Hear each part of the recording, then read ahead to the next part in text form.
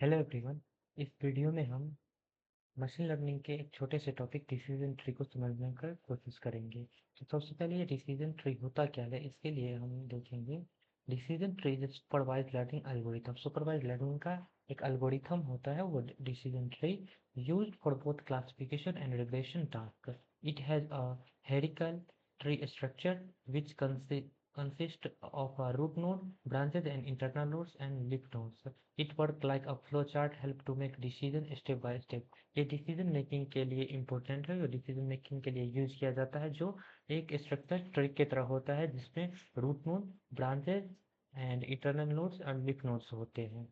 Internal nodes represents attribute test, branches represents attribute values and leaf nodes represents final decision और prediction. leaf nodes final decision leaf node से होता है। जैसे income income if 50,000 से ज़्यादा हुआ तो ये तो एज 30+, तो previous purchase greater than zero तो यस परचेज, अगर लेस देन जीरो नो होगा तो नो परचेज। ये एक हो गया, तो ये हो गया हमारा रूट नोड। रूट नोड ये इंटरनल नोड और ये लास्ट वाला लीफ नोड। जो लास्ट वाला लीफ नोड, ये भी लीफ नोड और ये लीफ नोड है। ये हमारे लास्ट डिसीजन होता है, जो परचेज करना है या नहीं परचेज करना है, वो हमारा लास्ट लास्ट हमेशा लीफ नोड होता है। इसके लिए हम डिसीजन ट्री को लिखने के लिए हम जो कोड यूज करते हैं, कैसे फाइंड करेंगे डिसीजन ट्री, इसके लिए होता है। तो सबसे पहले डिसीजन ट्री जो flow chart like structure used in machine learning to make predictions. It mimics the human decision making by asking a series of binary yes or no में क्वेश्चन करके, yes और no में question करके जो हम tree बनाएंगे, उसके लिए यूज होता है क्वेश्चन टू कैटेगराइज डाटा और प्रेडिक्ट वैल्यू। किसी वैल्यू को प्रिडिक्ट करने के लिए और डेटा कैटेगरी में बांटने के लिए, डिवीजन करने के लिए, डिवाइड करने के लिए हम डिसीजन ट्री का यूज करते हैं। फ्लो चार्ट टाइप होता है, एक ट्री का स्ट्रक्चर बनता है उसके उसके लिए।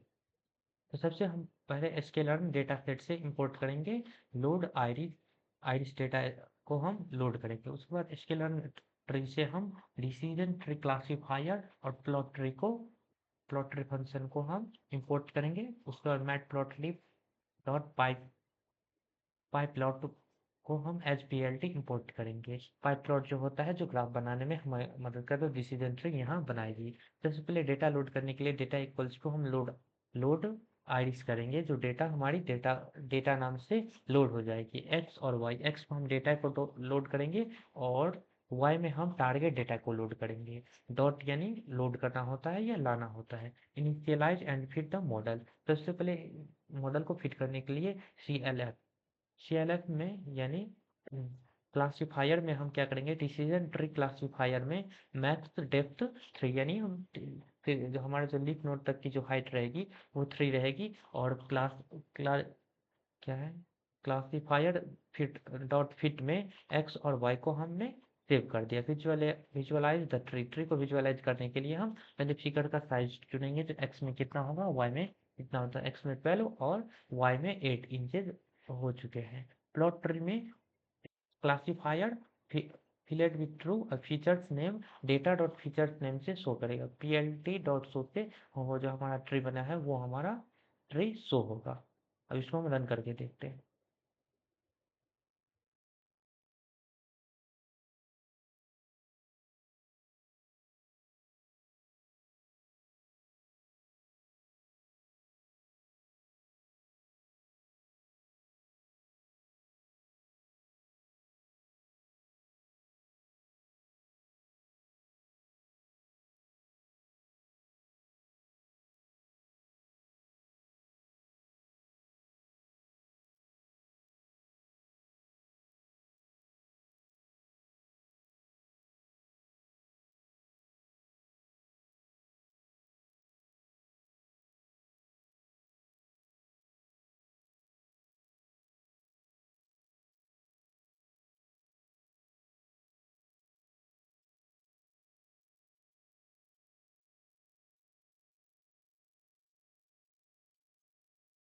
जैसे ये एक डिसीजन थी, फॉर एग्जांपल हम लेते हैं, अगर इनकम हमारी 50,000 से ज़्यादा है, अगर यस यस के बाद तो ये अलग एक क्वेश्चन आ गया था, अगर एज हमारी 30 से ज़्यादा, अगर यस होगा तो हम परचेज कर लेंगे, अगर नो हुआ तो नो परचेज, अगर इससे 50,000 से हमारी कम है तो नो परचेज। ऐसा ही हमें यहाँ मिलेगा रन होने पे।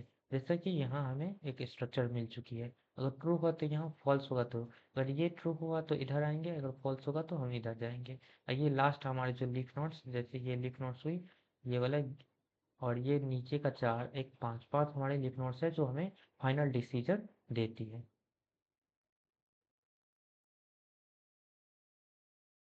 Thank you.